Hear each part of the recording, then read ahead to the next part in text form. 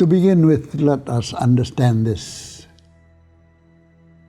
Man or woman is the creation of God. But then God guides us into life. If you accept that principle, then you appreciate the necessity of education.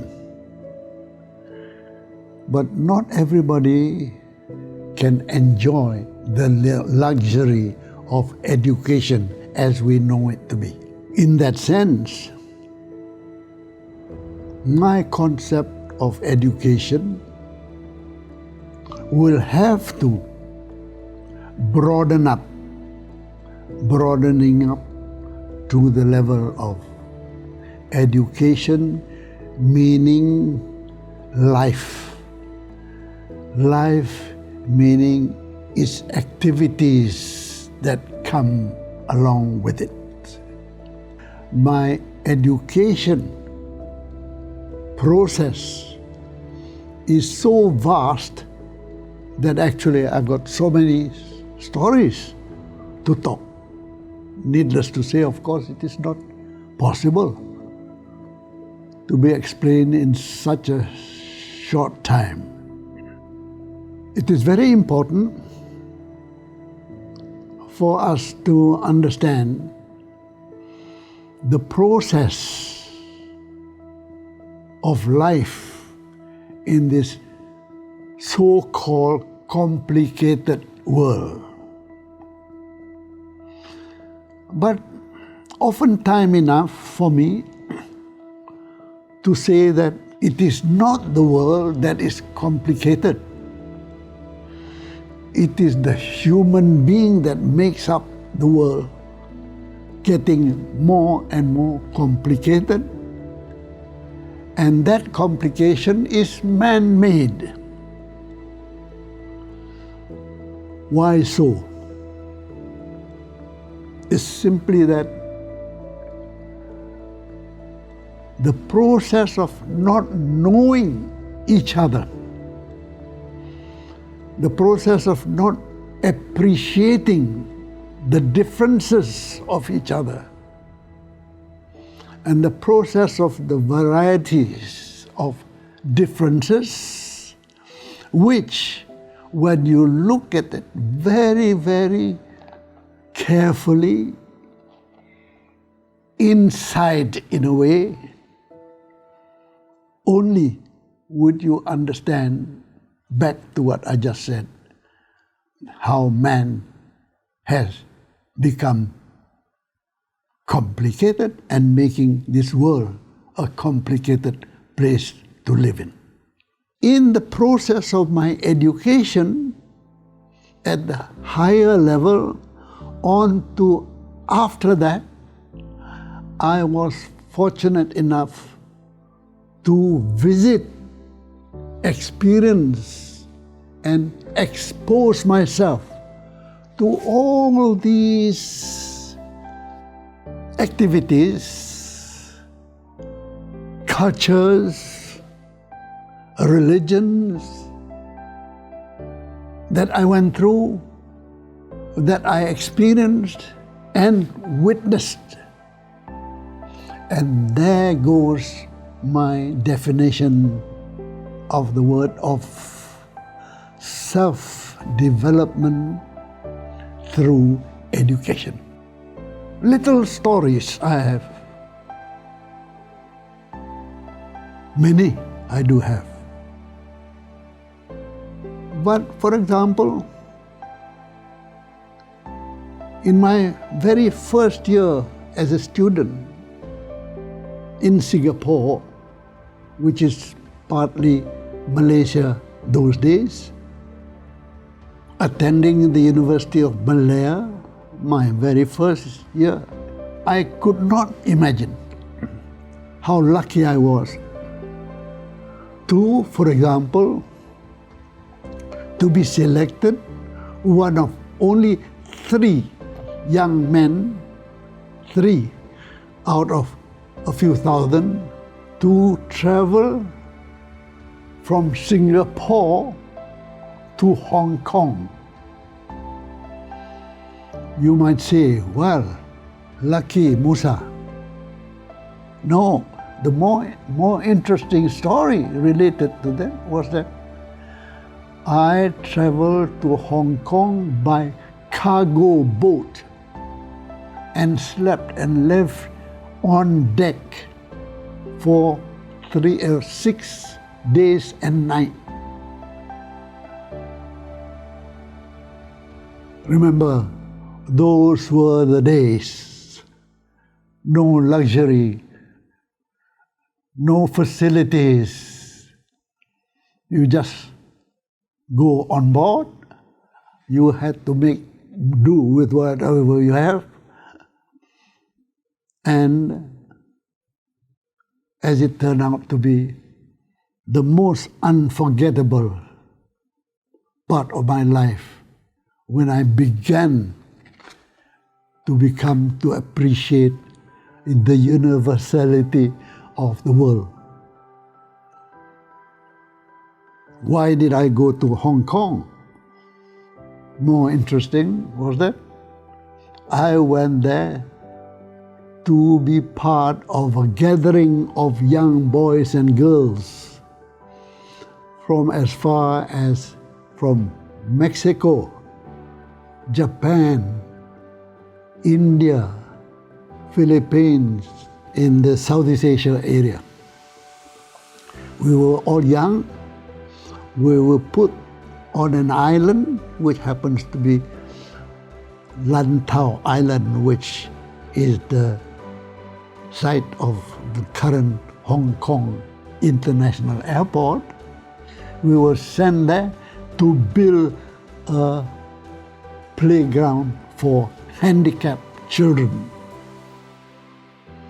Now, imagine that.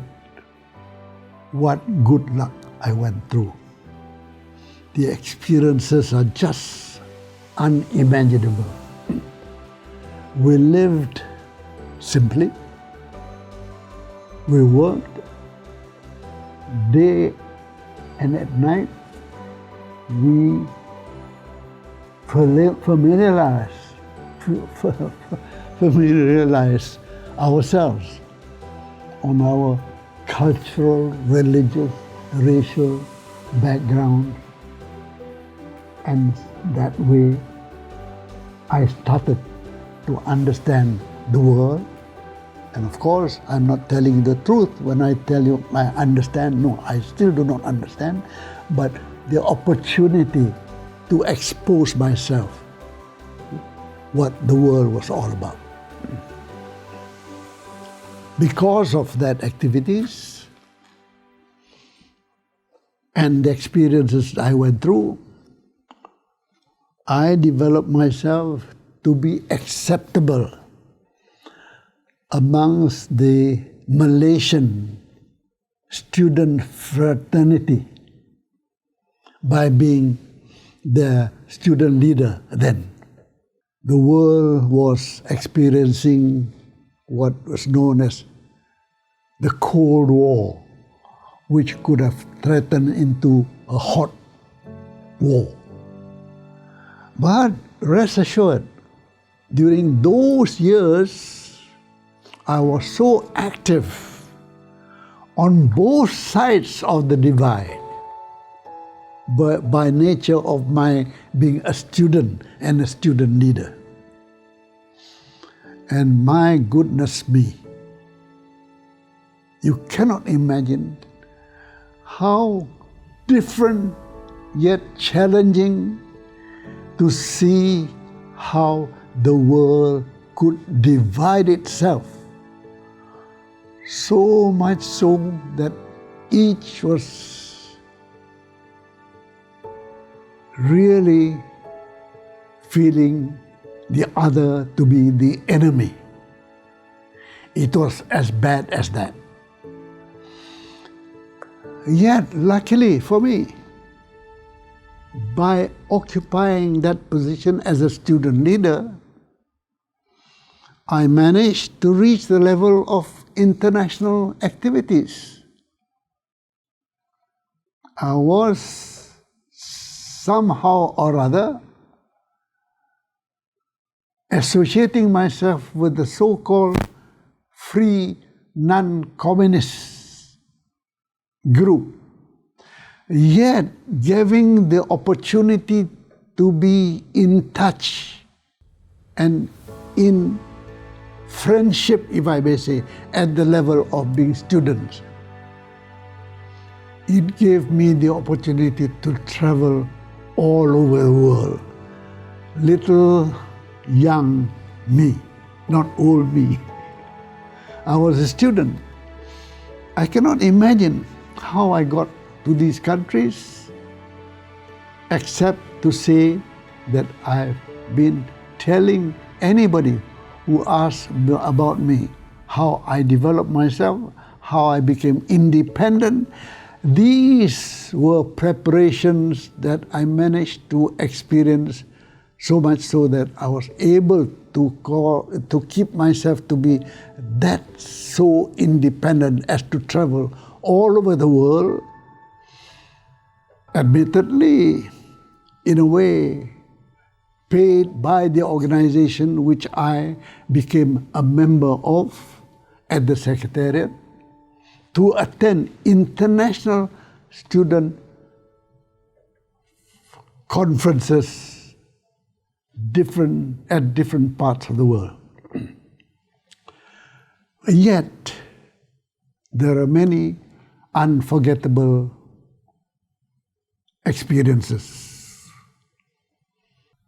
You don't learn values. It's in you. And it only stays in you if you have that background, basis, background. And that related to that, of course, you develop yourself to have this sense of value.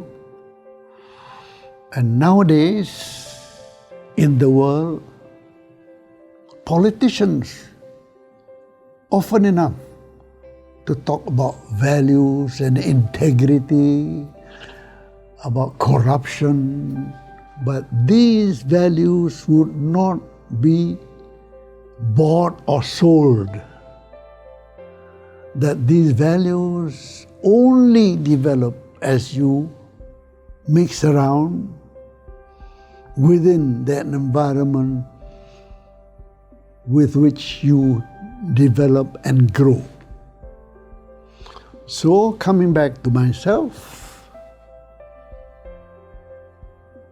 if I may attribute anything to my brothers and sisters, I don't mention father and mother because they died earlier, was that they would just talk to me,